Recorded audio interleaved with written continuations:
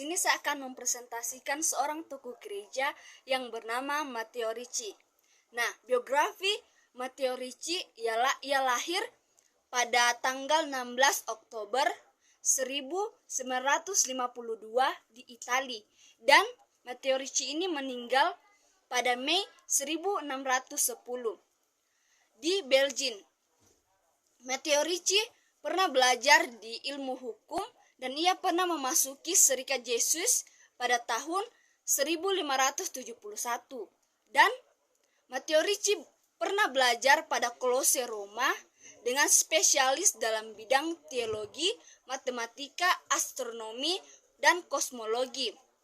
Nah, di Cina, Ricci mempraktekkan metode pekabaran Injil Serikat Yesuit, yaitu metode akomodasi.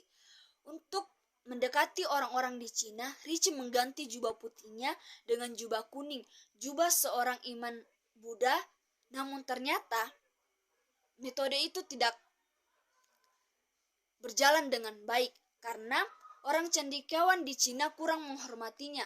10 tahun kemudian, Ricci mengganti jubah kuningnya dengan jubah yang terbuat dari kain sutra, jubah seorang cendekiawan Konghucu.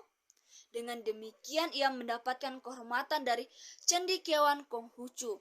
Nah, pada tahun 1584, Ricci membuat peta dunia di Cina diletakkan sebagai pusat dunia.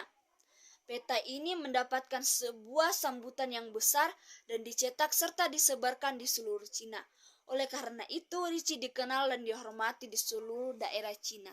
Nah, di sini saya juga akan menguraikan karakter Matteo Ricci. Yang pertama, Matteo Ricci dikenal sebagai seorang yang bijaksana karena meskipun ia kurang dihormati orang-orang cendekiawan di Cina pada saat memakai jubah kuning, ia tidak pernah merasa dendam dan melanjutkan misinya dalam mengkabarkan Injil dan berhasil menanamkan salib Kristen di Cina.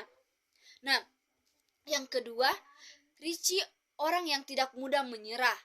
Karena meskipun Matteo Ricci ditentang, mengatakan Ricci telah membiarkan kekafiran tetap hidup di kalangan orang Kristen di Cina, tetapi ia tetap melanjutkan pengkabaran Injil di Cina, hingga Ricci mendapatkan penghormatan dari cendekiawan Konghucu dan berusaha meyakinkan orang Cina bahwa orang asing bukanlah seorang yang barbar. Ia juga menjelaskan bahwa ajaran agama Kristen tidak bertentangan dengan kebudayaan Cina.